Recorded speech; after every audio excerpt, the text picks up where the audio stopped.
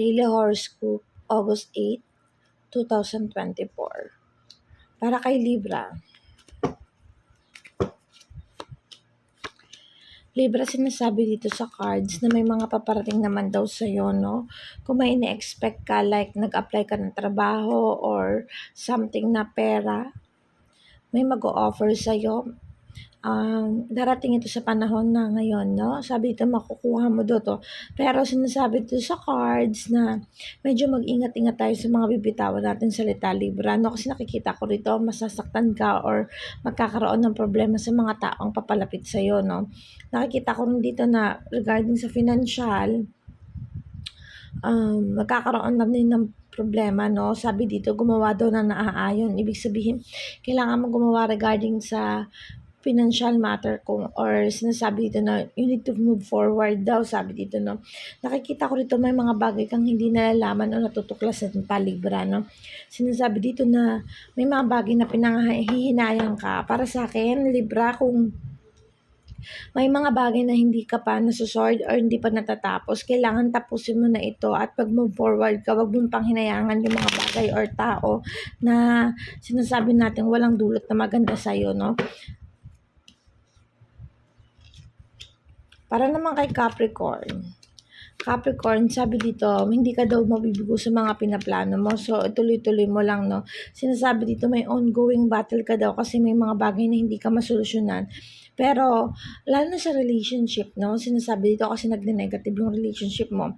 Sinasabi dito na mag-focus ka lang daw, huwag ka mag-alinlangan na gumawa ng pamamaraan para maitapos ito, no?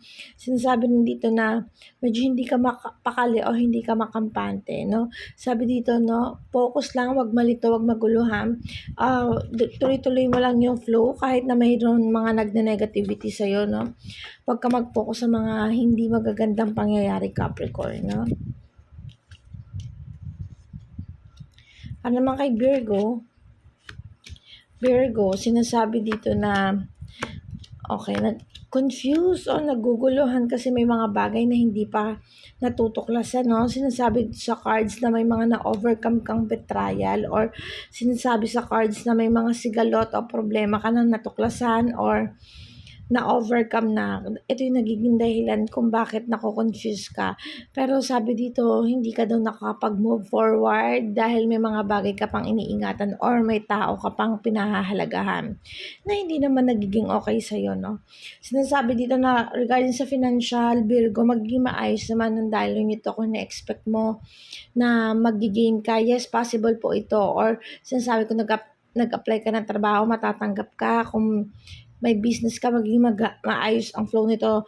Para sa akin, Virgo, dalawa lang pagbabago yung mga taong nakapaligid sa'yo. Mag-focus ka na lang sa sarili mo muna. Focus ka din sa nakapagpagain sa'yo. Itong pang financial, maganda ang daloy nito. So, dito mo ilaan yung oras mo at panahon mo sa araw na ito. Para naman kay Scorpio, sinasabi dito na may mga romantic proposal daw, no? Sinasabi dito na gumawa ka lang daw ng tama, like kung gusto mo mag-apply ng trabaho, i-pursue mo to kasi magiging maganda yung kalalabasan nito, no?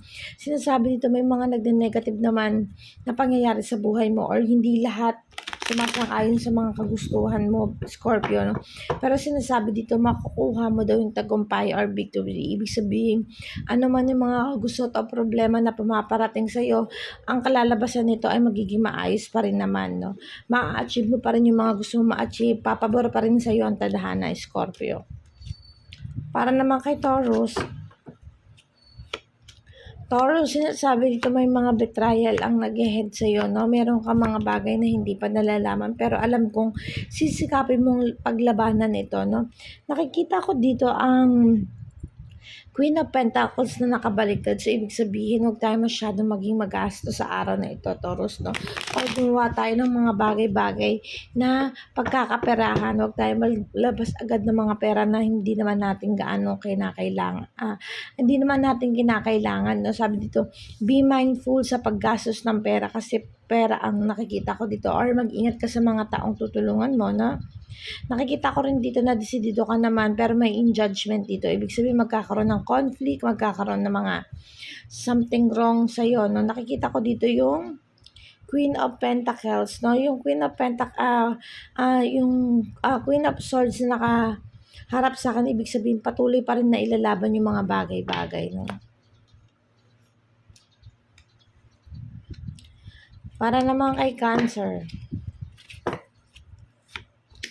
Cancer, sinasabi dito na nagne-negative ang pinansyal, no?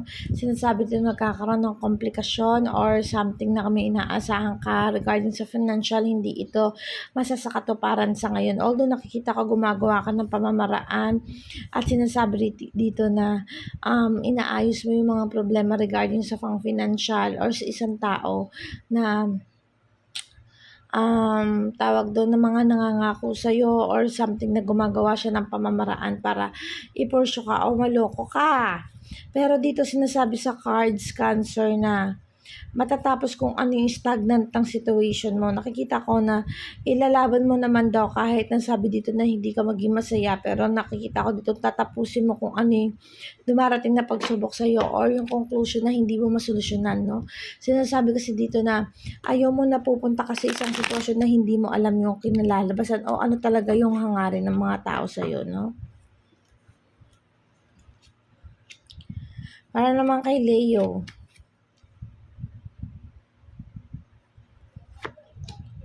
Leo, sinasabi dito matatapos yung mga kaguluhan na meron sa'yo, no? Kung may conflict man, sabi dito magiging maayos din naman daw yun, no?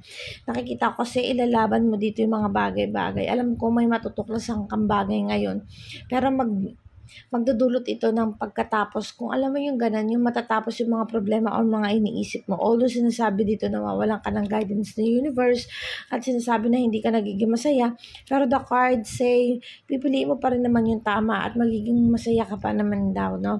Magiging maayos din yung lahat, Leo, kung medyo nagiging struggle ka sa mga pangyayari, pero sabi dito magiging okay din naman yung araw mo ngayon. Para kay Aries. Aries, sinasabi ng cards na magkakaroon tayo ng mga problema regarding sa pinansyal. So maghinay-hinay tayo ng pagbibigay at alamin natin yung mga dapat nating tulungan, no? Nakikita ko dito, Aries, na medyo napanghihinaan ka ng loob sa mga bagay-bagay na pinupursue mo dahil parang walang nangyayari or sinasabi na natin na parang mabagal yung proseso ng pag-unlad mo kasi nawawalan ng guidance, no? Sabi dito nawawalan ng pagbibigayan at nasasaktan ka, no? Nakikita ko dito yung mga taong nagne-negative kaya hindi na pupursue yung mga pinaplano mo, no? Nakikita ko dito yung mga taong parang ayaw makipag-cooperate sa'yo o ayaw ayusin yung mga kilos nila na which is naapektuhan ka naman, no? Nagne-negative ang cards mo, Aries, sa araw na ito. So, wag tayo munang basta-bastang gumawa ng mga kilos o mga desisyon sa araw na ito kasi alam kong hindi magbubunga ito ng maganda. Hindi siya magbubunga ng maganda. So, maghinay-hinay ka muna, Aries, sa araw na ito. Para naman kay Gemini. Gemini, sinasabi ng cards na may mga bagay na inalalaban ko o magiging bisot ka sa araw na ito, no? Nakikita ko dito yung lovers na bumungad sa akin, ibig sabihin, magiging maayos naman or yung takbo ng relationship kahit na yung partner mo ang nagne-negative or sinasabi natin na hindi ipinaparamdam yung tunay na nararamdaman pero sinasabi sa cards na ilalaban mo naman kung ano yung tama at nararapat. Nakikita ko dito magiging successful naman kung may inaasahan ka.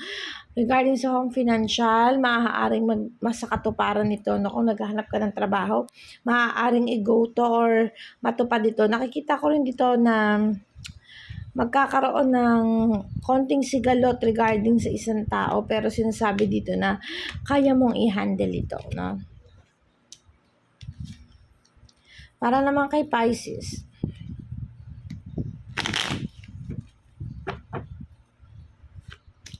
So, Pisces, sinasabi dito sa cards na magiging maayos naman yung daloy ng pang-financial mo, no? Sinasabi dito, medyo nako-confuse si Pisces sa mga bagay-bagay na ipinaglalaban niya, no?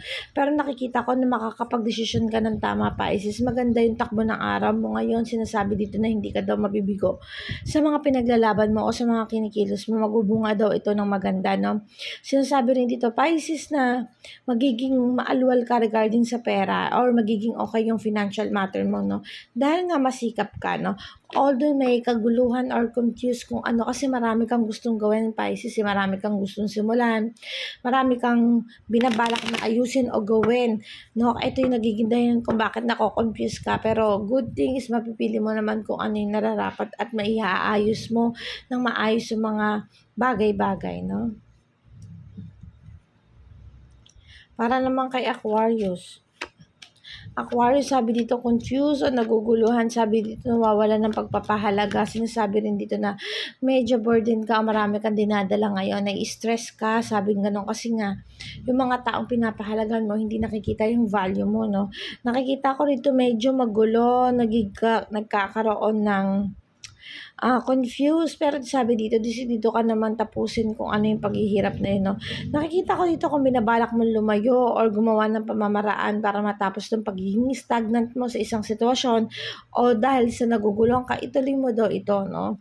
Nakikita ko dito mag-granted to, baka gusto mo mag-apply ng trabaho sa isang malayong lugar, mag-granted dito, magiging victory ka naman dito, no? Para naman kay Sagittarius.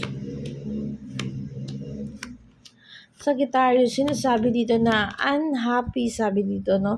Sabi dito regarding sa pang-financial, ng mga nakaraan, nagde-negative tayo, nawawalan tayo ng guidance ni universe, pati yung lovers natin nagde-negative din. Ibig sabihin, nagkakaroon ng problema tungkol sa relasyon sa mga taong nakapaligid sa atin, especially yung loved ones natin, no? Nakikita ko rin dito na Sagittarius na huwag ka daw masyadong mawalan ng pag-asa, lalo na pagdating sa financial. Kung nagne-negative ang financial mo, kung hindi ka makapag-ayos na ulit or makahanap ng maayos na trabaho, sabi this time, gawa ka daw ng paraan, this time is may new beginning naman daw, no? So, focus lang sa Sagittarius sa mga positive, wag dun sa mga negative na nangyayari sa atin ngayon, no? At ito lamang ang aking daily horoscope. Salamat po sa inyo at pasensya na kayo kung medyo maingay po, no? Thank you po.